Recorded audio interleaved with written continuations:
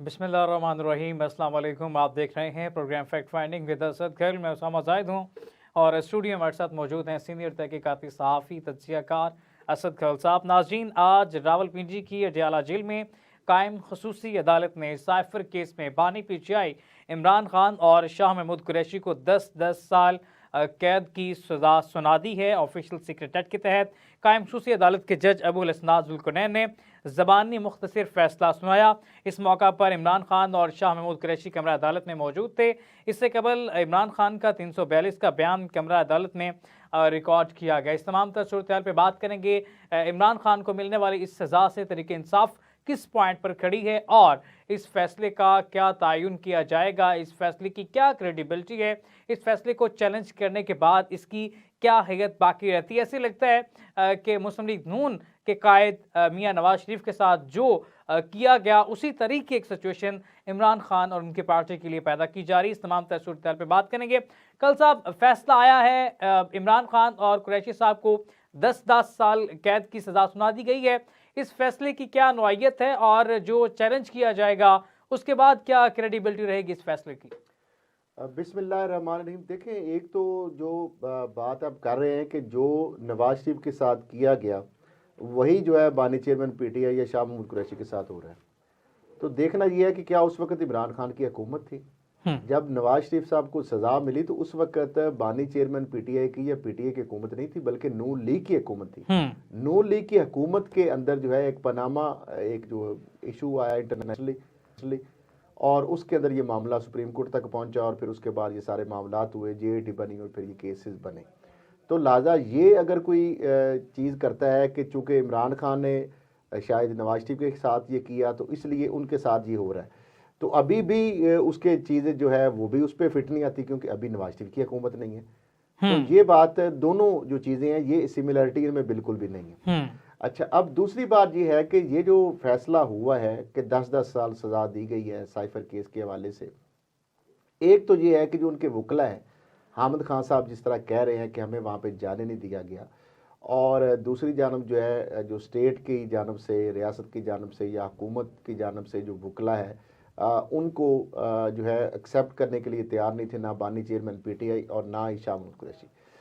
दूसरा, इसके साथ उन्होंने इस्लामाबाद हाई कोर्ट में यही एक पटिशन दायर की थी जो कि अब तो शायद वो गैर मौसर हो गई है कि ये फैसला सुनाने से रोका जाए। अब मामला ये है कि एक तो ये है कि इसके अंदर तय हो गया कि जो ऑफिशियल सीक्रेट एक्ट के हवाले से जो सेक्शन 5, 9 और दीगर जो रेलिवेंट सेक्शन है जिनके तहत कोई ऐसा कौमी सलामती का राज किसी फॉरेन एजेंट को देना या उसको लीक करना या उसके पोजेशन में होना, तो वो अगर उस दफ़ा को अप्लाई किया जाता तो देन तो फिर सजाए उसकी 14 साल भी है और सजाए मौत भी है। तो लग ये रहा है कि वो जो दोनों सेक्शंस हैं वो इनके ऊपर अट्रैक्ट नहीं की, यानी वो मामला FIA की जानब से या हुकूमत की जानब से ये कहा गया कि हम इस्तगासा साबित करने के अंदर जो है वो कामयाब हुए हैं और हमारे जो प्रूफ हैं, जो शवाहिद हैं वो बड़े ठोस थे और इस वजह से जो है ये सज़ा उनको दी गई है। अच्छा, PTI के वकला का ये कहना है कि जिस स्पीड से ये ट्रायल चलाया गया और इसके अंदर बहुत सारे लिकोनास थे, हमें जो है आर्टिकल जो पाकिस्तान आईन पाकिस्तान की जो सेक्शन 10 है आर्टिकल उसकी जो 10 है उसके तहत जो फेयर ट्रायल का हक नहीं दिया गया और ओपन कोर्ट जो है प्रोसीडिंग भी नहीं हुई और जिस तरीके से जो है क्रॉस एग्जामिन जो है उस करने वो भी नहीं किया गया प्रॉपर और गवाहों को जिस तरीके से भुगताया गया, जिस स्पीड से ये केस चलाया गया वो जिस तरह बानी चेयरमैन PTI ने कहा कि ये मैच फिक्सिंग है। लेकिन दूसरी जानब अगर FIA के प्रोसिक्यूटर्स की बात की जाए या नून लीग के जो सीनियर वकला है जिस तरह आजम नज़ीर तारड़ साहब की अगर बात की जाए, वो ये कहते हैं, या अशतर उसाफ साहब जो अटार्नी जनरल है वो ये कहते हैं कि PTI टीम जो है, जो लीगल टीम है या उनके जो बानी चेयरमैन या जो वाइस जो कप्तान है वाइस चेयरमैन शाह महमूद कुरैशी साहब,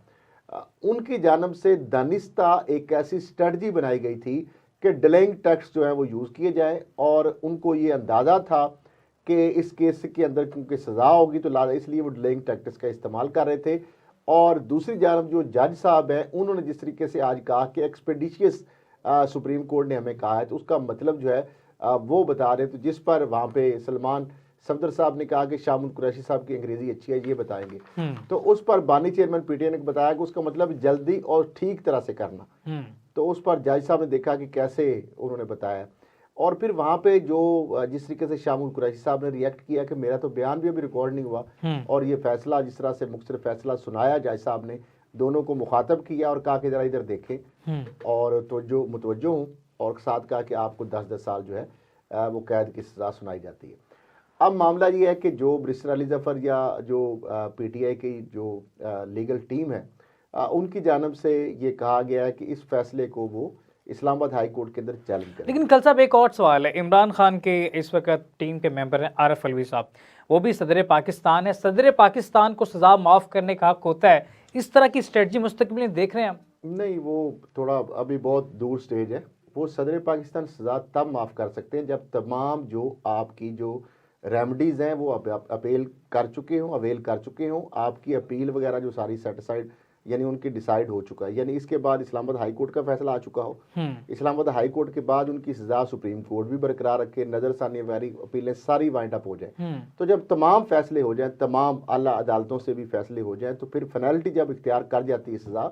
तो उसके बाद पार्डन का इख्तियार होता है सदर पाकिस्तान के पास। तो अभी तो ये इनिशियल स्टेज के ऊपर है। लेकिन आपको लगता है ये फैसला उठ जाएगा? देखिए, इससे पहले जितने भी इस तरह के फैसले आए हैं ना, मुझे बता दे कोई एक फैसला खड़ा रहा हो। जरदारी साहब को सजाएं हुई, क्या वो फैसला कायम रहा? नहीं। बेनजीर भुट्टो साहबा को सजाएं हुई, क्या वो फैसले कायम रहे? नहीं। नवाज शरीफ साहब को सजाएं हुई, क्या वो फैसले कायम रहे? नहीं। शहबाज शरीफ साहब को सजाएं हुई, फैसले कायम रहे? हमजा शहबाज को, मरियम नवाज को, शाहिद खाकान अब्बासी को, एहसन इकबाल को, उसके बाद फरियाल तालपुर को, सराज दुरानी को, आप देखते जाएं, आर चीमा को, फवाद हसन फवाद को, ख्वाजा बरादरान को, उनको सजा अभी चले नहीं हुई थी। तो मामला ये है कि एक बड़ी तवील फरिश्ता है, और ख़ास तौर पर जो सियासी लोग हैं उनको जितने भी केसेस के अंदर सजाएं हुई हैं, वो हमने देखा है कभी भी वो मंतकी अंजाम तक नहीं पहुंची। तो इस केस के अंदर तो बहुत सारे जो है इसमें लूप होल्स मौजूद हैं। लेकिन कल साहब, और इसका फ़ायदा जो है, इसका जो फ़ायदा है, मैं समझता हूँ कि इसका फ़ायदा जो है वो पीटीआई को यकीनी तौर पर होगा। लेकिन कल साहब एक और भी बात है, जैसे हमने और कल मैंने बता दिया था, आपने बताया था कि वो, मैंने कहा वुकला तो 15 जनवरी का दावा कर रहे थे कि बाहर आ रहे, तो मैंने बताया था कि उनको 8 फरवरी से पहले सजाएं होने का इम्कान है। जो जिस तरीके से चीज़ें चल रही हैं, तो इस बेस पे मैं बड़े यकीन से कह सकता हूँ कि उनको 8 फरवरी से पहले इन केसेस के अंदर सजाएं होती हुई नजर आ रही हैं। तो वो लेकिन हम जैसे प्रोग्राम के थोड़ा सा शुरू में बात की, जिस तरह से मियां साहब के साथ जो हुआ, लगता वैसे है कि शायद वही उनकी ख्वाहिश पर बाज़ हल्कों में ये डिस्कस किया जाता है कि इमरान खान के साथ वैसे किया जाए। मियां साहब की ख्वाहिश पर बाज़ हल्कों में ये डिस्कस किया जाता है, गैर फितरी बात हो सकती है। लेकिन आज तोशाखाना केस की भी समाअत जारी है, बुशरा बीबी की गिरफ्तारी की खबरें भी आ रही हैं। उसी तरह जैसे मरीम नवाज जेल से गिरफ्तार हुई, तो हो सकता है कि बुशरा बीबी को गिरफ्तार कर लिया जाए। देखिए, ये तो मैं इस पे कुछ नहीं कह सकता, लेकिन एक बात जो है, इस बात के हवाले से काफ़ी कवी इम्कान है कि जो तोशाखाना केस है उसका फैसला भी 8 फरवरी से पहले आ जाए। अच्छा, लेकिन आप देखें कि ये जो फैसले आ रहे हैं, इसका क्या पीटीआई को फ़ायदा होगा और नून लीग को इसका नुकसान होगा या फायदा? ये बड़ा अहम पॉइंट। और पीटीआई को इसका फायदा होगा या नुकसान होगा? और इन फैसलों के इंतखाबात जो है 8 फरवरी के, उनके नताज पर क्या असरात मुरतब हो सकते हैं? मैंने जो मुख्तलिफ लोगों से बात की है, और उसमें सिर्फ पीटीआई के जो लोग हैं, हमदर्द जो ये सपोर्टर हैं, उनसे भी बात की है, नून लीग से, पीपल्स पार्टी के लोग हैं, या दीगर जमातों के, या जो मुख्तलिफ लोग जो इंडिपेंडेंट जो राय रखते हैं, आज़ादाना अपनी के ओपिनियन रखते हैं। तो मुझे तो यही ज़्यादातर जो तासरात आए हैं या जो फीडबैक आया, उससे यही हुआ है कि ये जो एक सिंपथी कार्ड दे दिया गया है, इस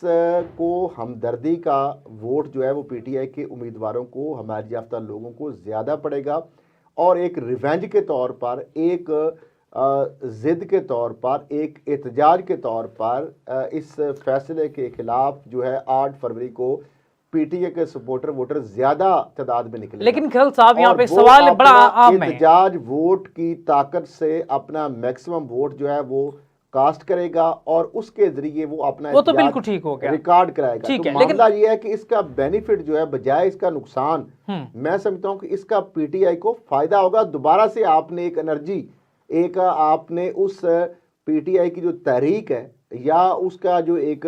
बानी चेयरमैन पीटीआई के हवाले से एक अटैचमेंट जो इमोशनल है, जो वोटर्स की, सपोर्टर की, उसके अंदर आपने एक नई रूह फूंक दी है। अब नए सिरे से वो चार्ज होकर, और 8 फरवरी से चूंकि बहुत 8 दिन पहले ये फैसला आया है,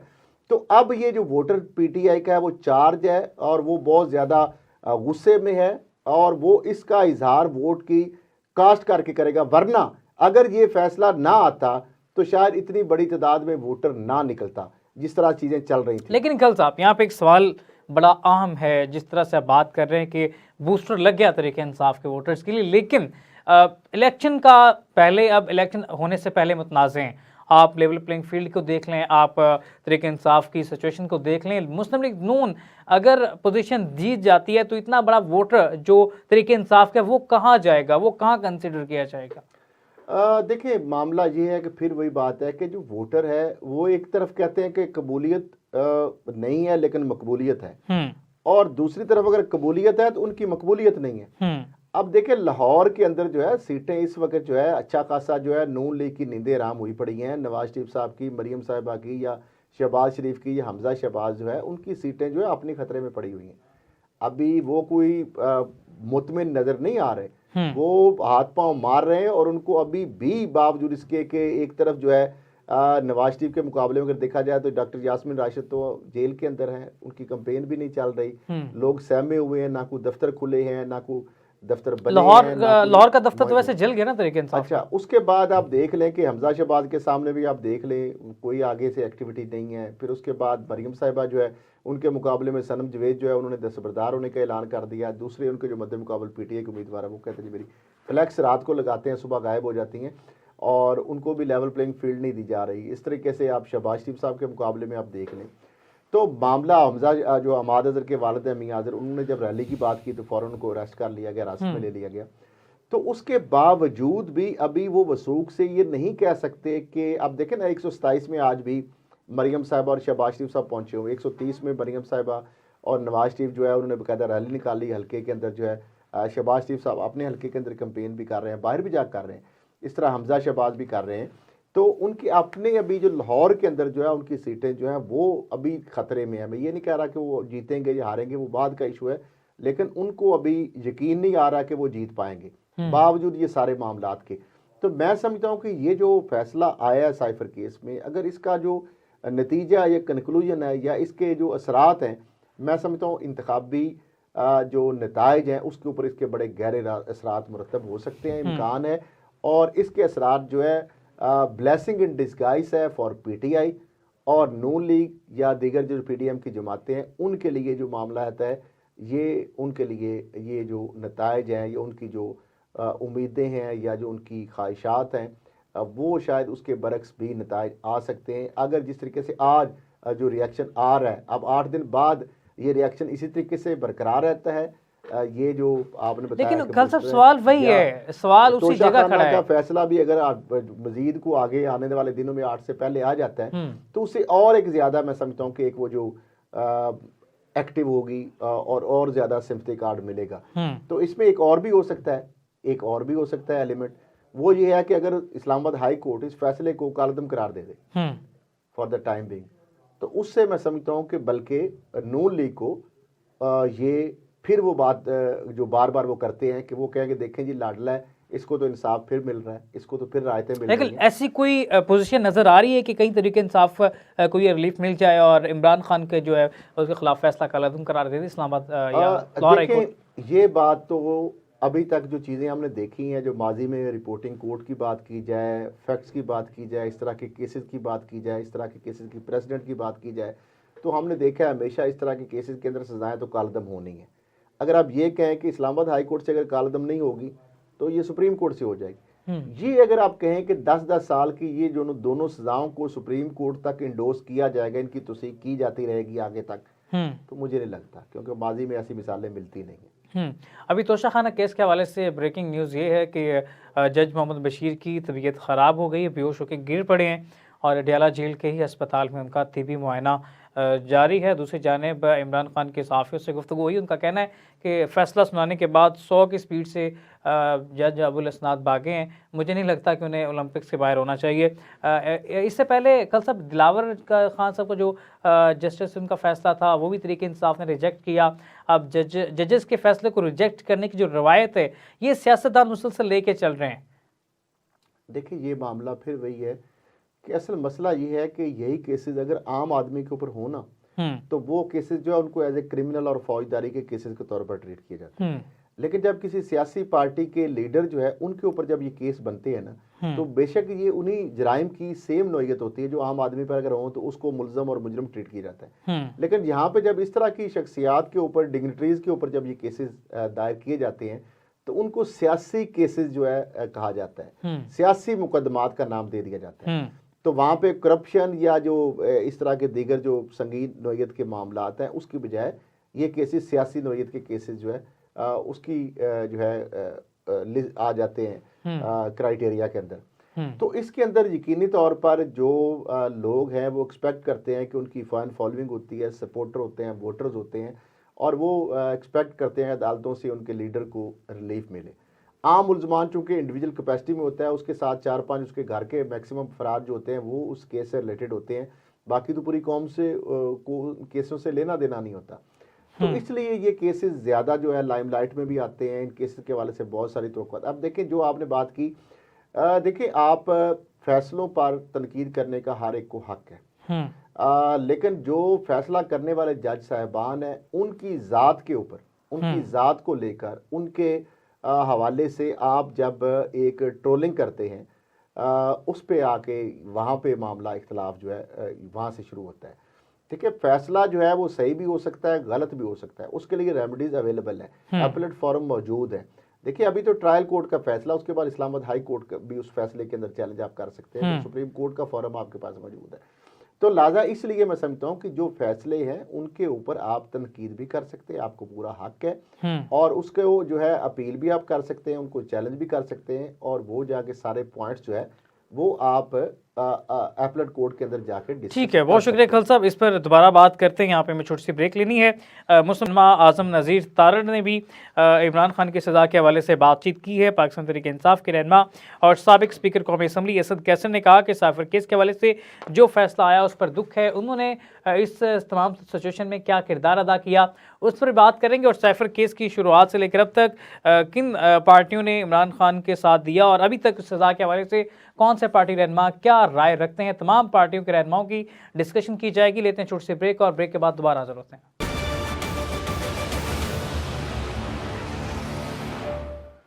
वेलकम बैक नाज़रीन। बात जारी थी। मुस्लिम लीग नून के रहनुमा आज़म नज़ीर तारड़ ने कहा है कि इमरान खान की सज़ा एक कानूनी मामला है और अदलिया के फैसलों पर हदूद के अंदर रहकर तनकीद की जानी चाहिए। तनकीद के हवाले से चीफ जस्टिस ऑफ पाकिस्तान ने भी कह दिया कि आप मुझ पर भी तनकीद कर सकते हैं, तज़हीक बर्दाश्त नहीं की जाएगी। तनकीद और तज़हीक के हवाले से फ़र्क भी इस पर बात कर लेते हैं। कल साहब थोड़ा सा बस इस पर जवाब दे दीजिएगा, तनकीद और तज़हीक में क्या फ़र्क है? चीफ जस्टिस ने किस लाइन में बात की, फिर आज़म नज़ीर तारड़ के हवाले से हम बात कर लेते हैं कि जो ये बात कर अभी जो मैंने बात कर रहा था कि आप फैसलों पर तनकीद करेंगे या उसके अंदर लूप होल जो हैं, जो आप समझते हैं कि कानूनी जो उसके अंदर पॉइंट्स मिसिंग हैं, जो आपका जो एक राइट है उसको इग्नोर किया गया, उसको सलब किया गया, उस पर कदगन लगाई गई है, तो वो आपका हक है, उस पर आप वो पॉइंट उठा सकते हैं। और वो ना सिर्फ ओपन पब्लिक डिबेट के अंदर आप उठा सकते हैं, बल्कि वही ऑलमोस्ट पॉइंट जो है आप जब अपील करते हैं तो उसके अंदर भी सारी वही चीज़ें हाईलाइट की जाती हैं। जो बात है जहाँ तक तज़हीक की, तज़हीक का मतलब ये होता है कि जो फैसला करने वाले जज साहिबान हैं उनकी ज़ात के ऊपर जो है उनको टारगेट करना, उनके हवाले से उनकी खामियाँ या उनके जो ज़ाती जो पहलू हैं निजी ज़िंदगी के हवाले से या उनके जो कंडक्ट के ऊपर जो है वो बात करना, तो वो उसकी तज़हीक के ज़ुमरे में आता है। उनकी तस्वीरें लगाकर ट्रोलिंग करना, उनके बारे में उल्टे सीधे नाम और उनके बारे में इशारों कनाइयों से उनको जो है तनकीद का जो तज़हीक का निशाना बनाना,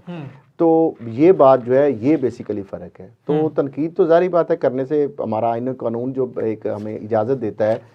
जब आईन पाकिस्तान इजाज़त देता है तो ज़ाहिर बात है सुप्रीम कोर्ट भी उस पर तो आईन पाकिस्तान से अबाव तो नहीं है, उसकी की तशरीह करनी है और उसी के मुताबिक उसने फैसले के देने हैं। ये तो नहीं हो सकता कि आईन पाकिस्तान के अंदर आपको जो प्रोटेक्शन है, जो आपके राइट्स हैं उसको सुप्रीम कोर्ट भी सलब करने का हक तो नहीं रखती।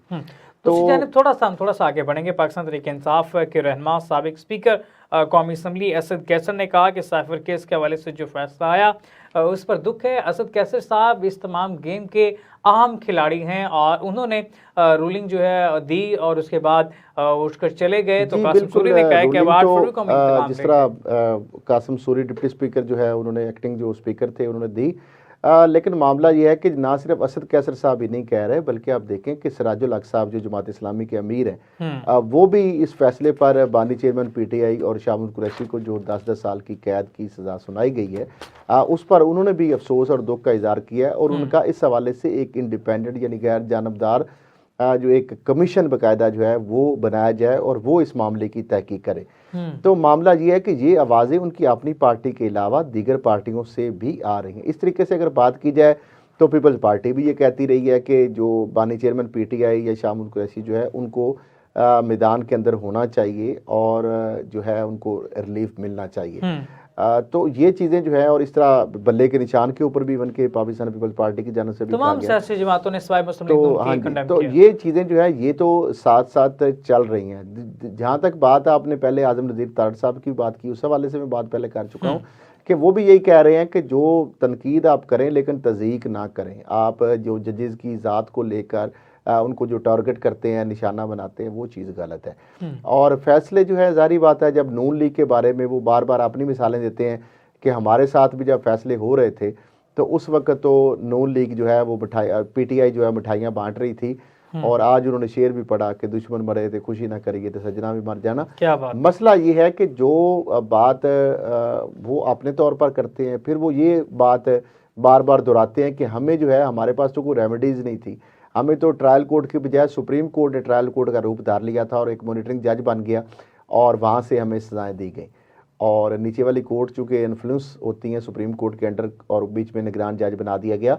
तो वो अपने हवाले से जब भी कोई इस तरह का फैसला आता है तो वो अपना रोना धोना भी साथ और अपने भी वो जो है चीज़ें लेकर सामने बैठ जाते हैं और वो बताते हैं कि जनाब हमारे साथ तो इससे भी ज़्यादा ज़्यादती हुई थी, लेकिन हम जो है जिस तरीके से पीटीआई के हवाले से ट्रोलिंग की जाती है, सोशल मीडिया का इस्तेमाल किया जाता है, तो उनका ये कहना है कि हम नहीं करते। वो अलहदा बात है कि रिसेंटली आपने देखा कि पीडीएम की हुकूमत में जब सुप्रीम कोर्ट के बाहर मौलाना फजलुर रहमान साहब की जो जमात जब आई थी और जिस तरीके से जजेस के बारे में उन्होंने उनकी शान में कसीदे जो पढ़े थे वो भी साहब ने सुने और देखे। तो मामला ये है कि ये और जब इनकी नवाज शरीफ साहब की जब मामला था जब वज़ीर आज़म थे और उस वक्त जब चीफ जस्टिस सजाद अली शाह साहब की कोर्ट में जो हमला किया गया वो भी जिस तरीके से वहाँ पे उनको खराज तहसीन पेश करने के लिए वहाँ पहुँचे और जजेस जो है किस तरह भाग कर उनको जान बचानी पड़ी। तो मामला ये है कि ये पार्टियां सारी जो है ना जब अपने ऊपर आती है तो उस वक्त जो है उस वक्त तो इनका रवैया और होता है, लेकिन जब किसी दूसरे के साथ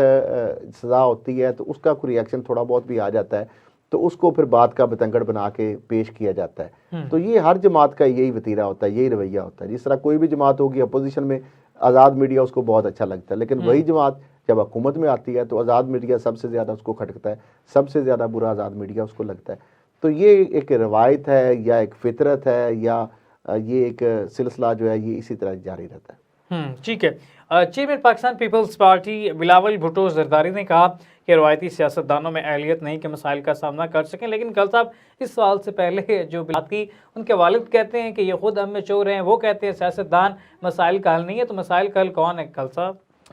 देखिए कल अभी बात हमने भी की और जरदारी साहब ने भी बात की और उनका ये कहना था कि शायद चौथी मरतबा भी नून लीग जो है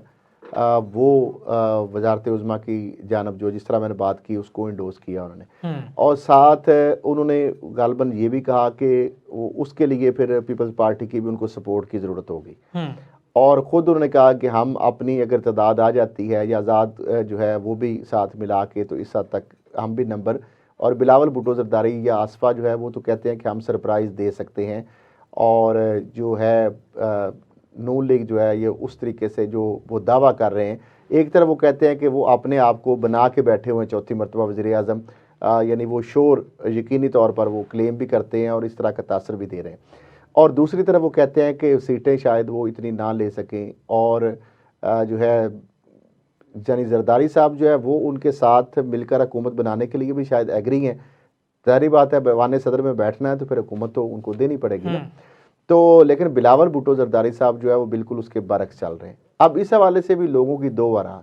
एक लोग कहते हैं कि जिस तरह शहबाज शरीफ साहब और नवाज शरीफ साहब के हवाले से गुड कॉप और बैड कॉप जो कॉन्सेप्ट बना हुआ है ना, एक तासर उन्होंने बनाया हुआ है कि एक स्टैब्लिशमेंट के प्रो है और एक एंटी स्टैब्लिशमेंट है। इसी तरीके से शायद नून लीग को कॉपी करते हुए पीपल्स पार्टी जो है वो भी बिलावल भुट्टो जरदारी जो है वो एंटी स्टैब्लिशमेंट का रोल प्ले कर रहे हैं, और जो आसिफ जरदारी साहब हैं जो प्रो एस्टैब्लिशमेंट का रोल जो है वो प्ले कर रहे हैं। तो अब मैं नहीं समझता कि जो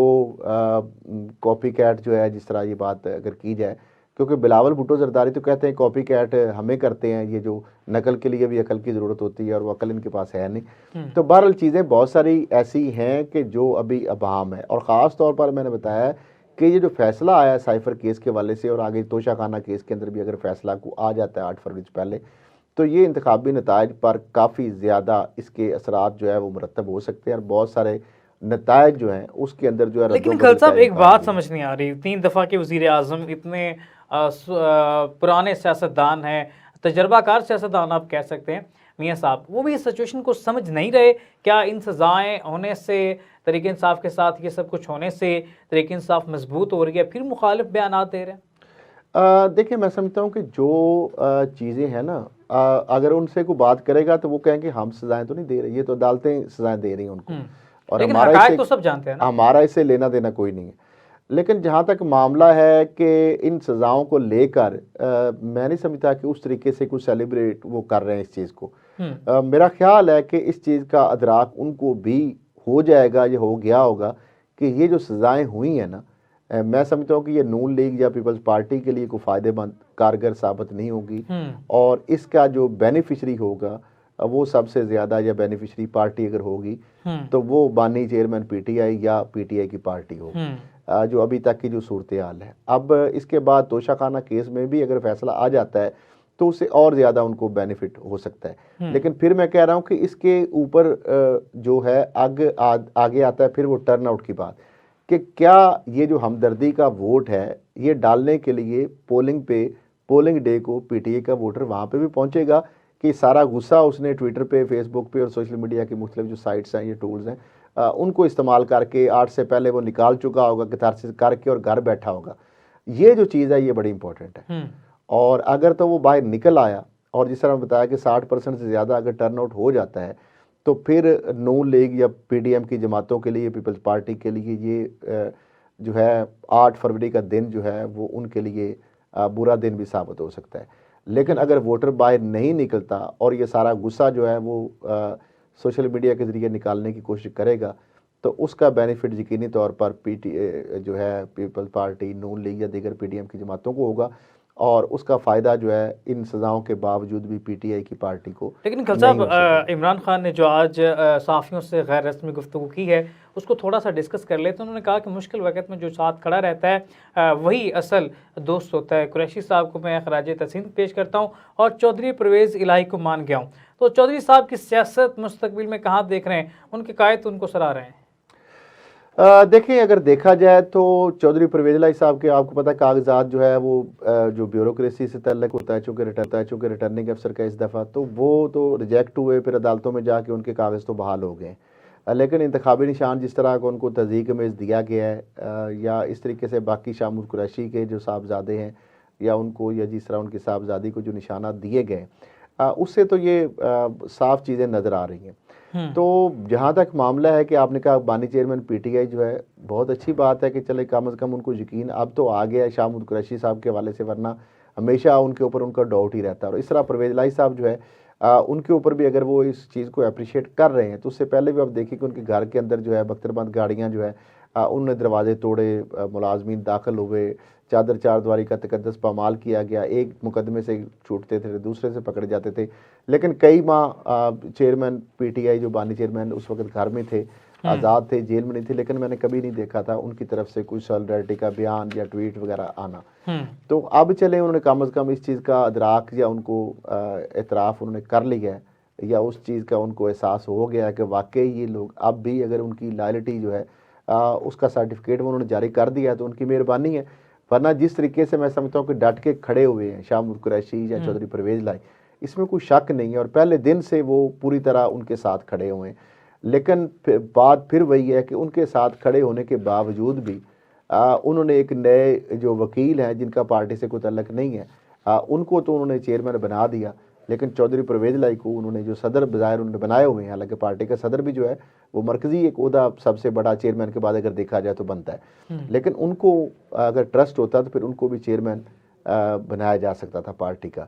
तो अब ये देखते हैं कि आने वाले दिनों के अंदर अगर इलेक्शन के इंतखाबात के नताज आते लेकिन हैं। कल साहब सरप्राइज नहीं था इमरान खान के लिए कि जिन पर एतमाद करते रहे वो ताबड़तोड़ प्रेस कॉन्फ्रेंस करते रहे और चले गए, जिन पर डाउट था उनको वो पार्टी के साथ मुखलिस हैं और अभी तक डटे हुए हैं? यही है ना कि उनके अंदर एक मर्दम शनासी नहीं थी, और वो जिस तरीके से एक जो हिसार था उनके गिर्द, और जिस तरीके से लोगों ने उनको एपनेटाइज किया हुआ था, जो खुद एपनेटाइज हुए हुए थे, और ये जो चीज़ें हैं मैं समझता हूँ कि उनको अब तो एहसास हो जाना चाहिए, और फिर जेल में भी बंदा रह के बहुत सारी चीज़ें सीखता है। तो अब देखें, एक तरफ जो है वो जहाँ पे जो मंजरकशी जो लोग करते हैं कि वहाँ पे जिस तरह वो मुस्कुरा रहे थे, और उसके बाद उन्होंने कहा कि जज जिस स्पीड से जिस तरह आपने कहा कि भागे हैं, तो ये ओलंपिक्स में तो उनको, तो मामला ये है कि बहुत सारी ऐसी चीज़ें वहाँ पे तल्ख बातें हुई, कैमरों को देखकर जिस तरह उन्होंने मुखातब किया और जो बातें वो कर रहे हैं, तो वो अब दो चीज़ें हो सकती हैं। एक तो जो उनकी जो पार्टी है वो तो इस चीज़ को पॉजिटिव वे में लेती है, वो कहती है कि हमारा लीडर जो है वो निडर है, बहादुर है, वो ना डरने वाला ना झुकने वाला है, और वो बिल्कुल खौफजदा नहीं थे, वो मुस्कुरा रहे थे, और बिल्कुल भी यानी वो उनकी बॉडी लैंग्वेज बता रही थी कि किसी किस्म का भी उनको खौफ नहीं था, और पहले से मेंटली प्रिपेयर थे। लेकिन दूसरी जानब जो है वो जो हुकूमत है या जो FIA के प्रोसिक्यूटर या दीगर जो लोग हैं, जो क्रिटिक्स हैं, वो कहते हैं जी वो बेसिकली एक जेस्चर देने की कोशिश कर रहे थे, एक नाकाम कोशिश कर रहे थे अपनी बहादुरी को साबित करने के लिए, जबकि उनको पता था कि वो ना भी अगर ऐसा जेस्चर देंगे तो जो सज़ा होनी थी वो रोना धोना भी अगर दिखाते या उसमें कमज़ोरी भी अगर जाहिर करते तो पार्टी डिमोरलाइज हो सकती थी। तो अब ये चीज़ें जो है जाहिर बात है ये आगे जाके, अब चूँकि उस सज़ा की अपील भी है, अपीलें भी होंगी, आगे मुख्तलिफ मरहले मौजूद हैं। अच्छा, इतवार को इन्होंने कॉल दी लेकिन लोग नहीं निकले बड़ी तादाद में, तो ये चीज़ें भी हो रही हैं। कैंपेन PTI की चल नहीं लेकिन रही, कल साहब इस तमाम उम्मीदवार वहाँ सूरत-ए-हाल पे नज़र नहीं आ में रहे। मेरा एक हल्के बड़ा बिल्कुल। अहम सवाल है आपसे, जो सारी सूरत-ए-हाल इस वक्त इंटरनेशनल मीडिया भी कवर कर रहा है, इस तमाम तर सूरत-ए-हाल का पाकिस्तान के फॉरेन रिलेशन पे क्या असर पड़ सकता है? क्या इंटरनेशनल मीडिया ये जब हक़ाइक़ दुनिया के सामने दिखाएगा, बतौर कौम, बतौर रियासत हम किस पॉइंट पे खड़े हैं? देखिए, मैं समझता हूँ कि ये इस तरह के जो इश्यूज़ होते हैं फॉरेन रिलेशन से, तो इससे कोई फ़र्क नहीं पड़ेगा। देखिए, जो दीगर ममालिक होते हैं वो किसी भी मुल्क के अंदरूनी मामलात जो है उसके अंदर दखल-अंदाज़ी करने से अवॉइड करते हैं। कोई भी मुल्क जो है इस तरह की फ़ॉरेन पॉलिसी नहीं रखता, सिवाय एक आध जो ताकतवर मुल्क हैं, वो ज़ाहिर बात है हर मुल्क के अंदर जो ख़ास तौर पर जहाँ पे उनके स्टेक्स होते हैं, अब वो इंटरफेरेंस करते हैं, लेकिन वो भी कभी अपना इतराफ़ तो नहीं करते उस चीज़ का ओपनली कि हम कर रहे हैं। लेकिन जहाँ तक मामला है कि ये हमारा एक अंदरूनी मामला है, और जो भी ज़ाहिर बात है हुकूमत आती है, मुंतखब हुकूमत हो, ये बन के डिक्टेटर भी अगर आता है तो सारी दुनिया जो है उन्होंने तो अपने फ़ायदे के लिए उस डिक्टेटर की हुकूमत के साथ भी तल्लुकात रखते हैं, और बल्कि ज़्यादा हमने मिसाली तल्लुकात भी देखे हैं कि आम जमहूरी हुक्मरानों की बजाय हमारे डिक्टेटरों के साथ अमेरिका, बहादुर और दीगर जो मुल्क हैं उनके ज़्यादा जो कि बज़ाहिर जमहूरियत के दावेदार हैं, क्योंकि उनके अपने मफादात होते हैं। तो लिहाजा ये मैं समझता हूँ कि इस तरह के जो मामलात हैं, इससे कोई आपकी फॉरेन पॉलिसी के ऊपर तो कोई असर नहीं आएगा। हाँ, पाकिस्तान के अंदर इन चीज़ों के ऊपर यकीनी तौर पर जो एक परेशानी है, जो एक बेयकीनी अनसर्टेनिटी है, जो सियासी अदम इस्तेहकाम है, और ख़ास तौर पर जो एक पोलराइजेशन की जो फ़िज़ा है उसके अंदर मज़ीद इजाफ़ा हो रहा है, सियासी जो अदम बर्दाश्त है, रवादारी है, भाईचारा है, या जो वो चीज़ें हैं वो आहिस्ता आहिस्ता जो है नापैद होती जा रही हैं। और ये चीज़ें मैं समझता हूँ सोसाइटी के लिए, मुआशरे के लिए, as a state, as a रियासत, एज ए मुल्क, एज ए मुआशरा, ये चीज़ें जो है बड़ी नेगेटिव हैं, ख़तरनाक हैं, और किसी भी सोसाइटी के लिए मैं समझता हूँ कि ख़ास तौर पर मुअज़्ज़म मुआशरे में तो खैर चीज़ें ये एग्जिस्ट ही नहीं करती, लेकिन ये उसके लिए ख़तरनाक होती हैं। तो इसके लिए सारी सियासी जमातों को मिलकर पाकिस्तान को एक जो है टॉलरेंस की तरफ, बर्दाश्त, भाईचारा, और मिलकर इस सियासी इस्तेकाम की तरफ ले जाना चाहिए, ताकि मुआशी इस्तेकाम जो है उसके गोल जो है वो भी हम अचीव कर सकें। तो ये एक पार्टी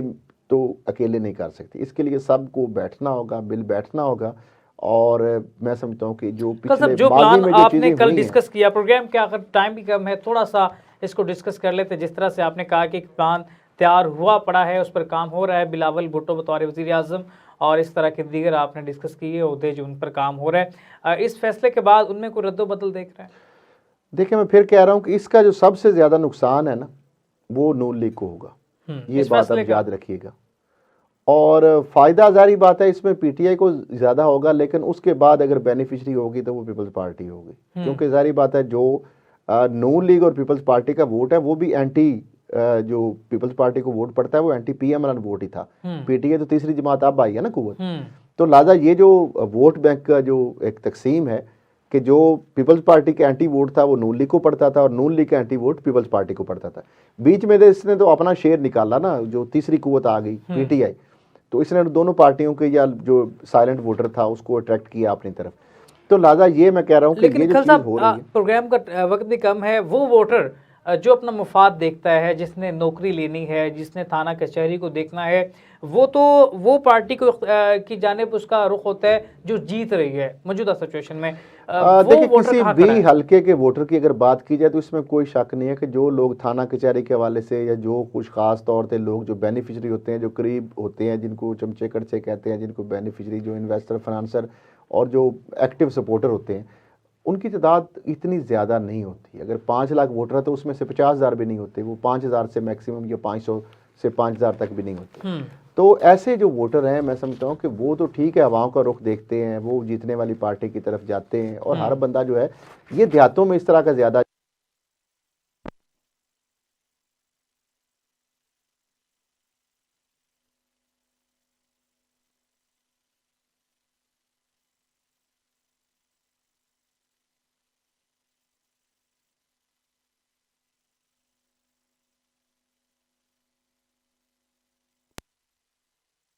वहाँ पे चले जाते हैं एमएनए एमपी के डेरे पे। उनकी कॉल से आपने काम फर्द भी चलता है ना। लेनी है तो वहाँ पे जाएंगे, आपने एफआईआर दर्ज करानी है तो वहाँ पे जाएंगे। तो ये गांव देहात में इस तरह की चीज़ और धड़ेबंदी और आवाम का रुख ज़्यादा चलता है, लेकिन शहरों में इस चीज़ को इतना कंसिडर नहीं किया जाता।